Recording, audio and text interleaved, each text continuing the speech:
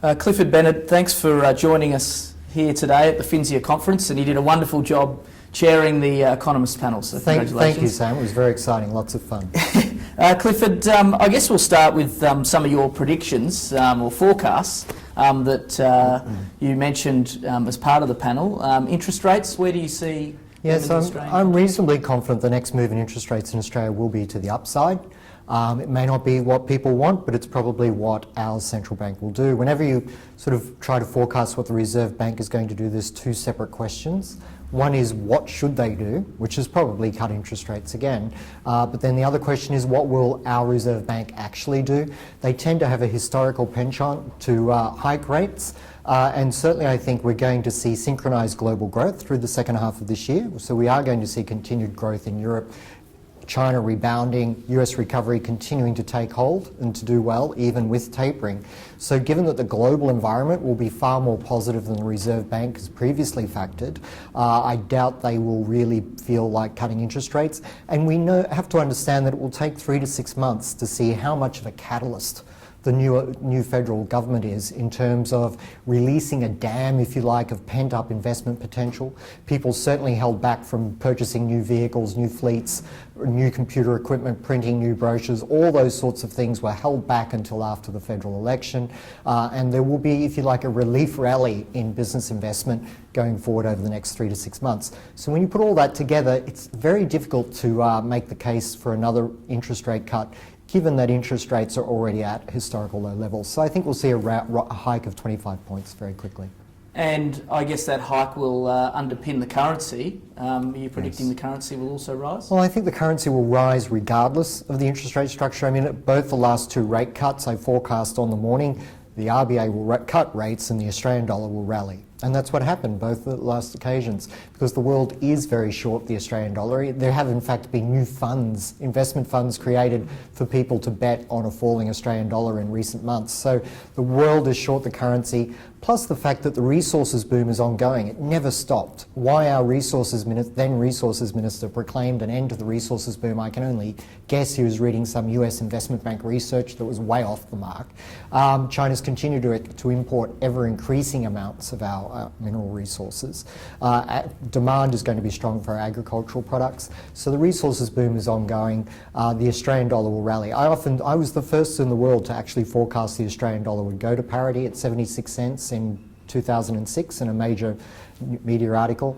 And on that day, all the other banks came out and said, well, something's happened to Clifford, he's lost the plot, because we all know the Australian dollar will never go above 80 cents again. That's what all the major banks said. Right now, all the major banks are saying the Australian dollar will go to 85, 80 cents. I think we'll see it above parity around Christmas time, if not earlier, once this recognition of strong global growth and a resurgent domestic economy, let's hope, will combine to push the currency up. Yeah, and just talking about that domestic economy, we've seen weak business conditions obviously in the non-mining sector. Do you think greater investment in infrastructure and things like that within the Australian context will obviously strengthen? Yeah, I think we're definitely going to have a fresh wave of investment in infrastructure, both the state and federal level. There's no doubt about that. It will certainly help, but I don't think it's a silver bullet. I think Australia's problems mostly rest in, I mean, we keep talking about international threats and international reasons for our economy struggling. That's not the case at all. We've had a very robust regional economic environment, the biggest resources boom in history, and we've still allowed our own domestic economy to fall off the tracks, if you like. So we've shot ourselves in the foot. All of our problems are of our own making, and they largely come from overtaxation and overregulation. And so I think the real solution, infrastructure helps, but the real solution is to cut red tape for small, medium-sized businesses. We've got to remember that small business employs 70% of the Australian workforce. So we've got to cut red tape, and we have to have bold and dramatic and radical tax reform. No more of this tinkering at the edges of a poorly functioning system, but let's start with a clean sheet of paper.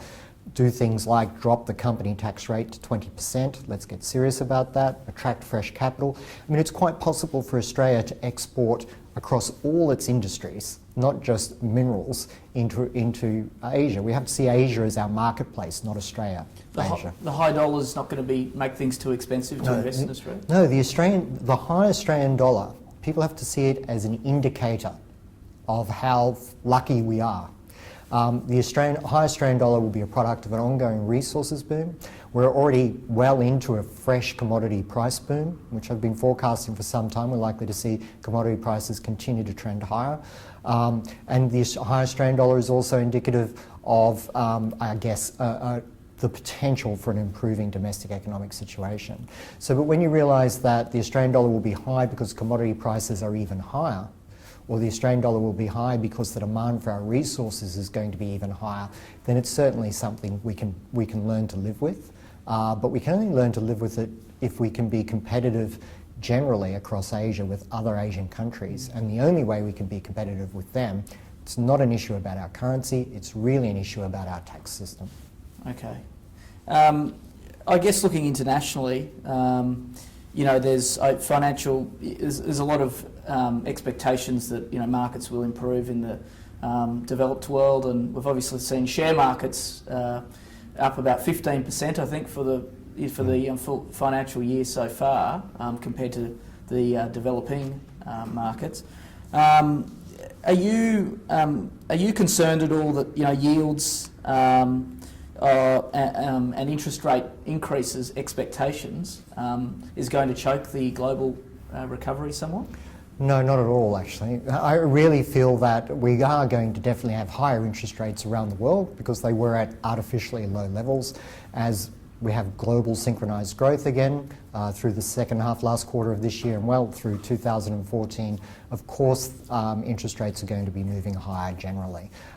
But they're driven by the same thing that will drive stock markets and asset prices higher, and that is a healthier economic environment, higher gross revenues, higher profits for corporations around the world.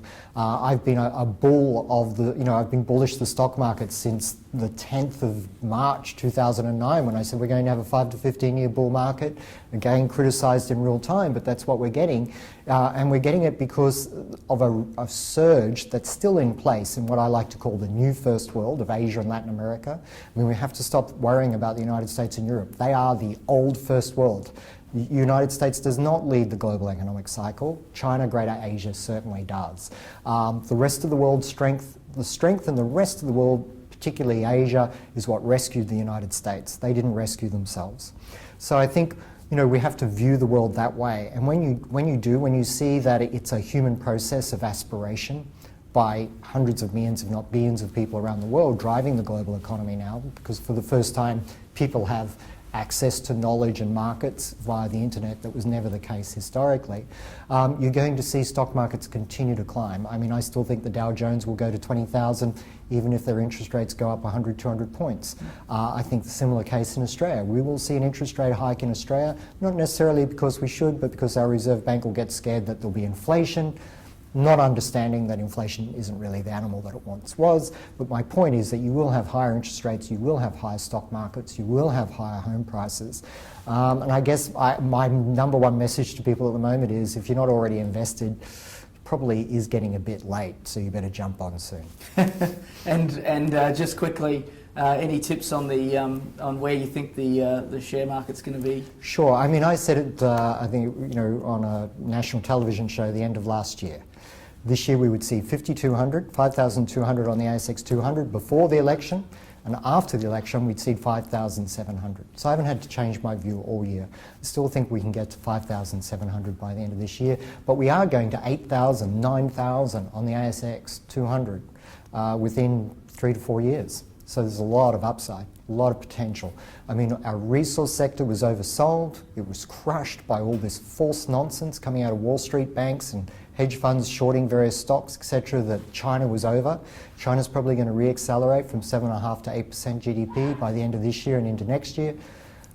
What's not priced into stock markets is a very positive global economic outlook, and that is what is becoming self-apparent now in the economic data we're seeing. So I can only be encouraged in my view and suggest to people buy and buy aggressively. Well, it's refreshing to hear such a bullish attitude. So thank you very much for Pleasure. Thank you.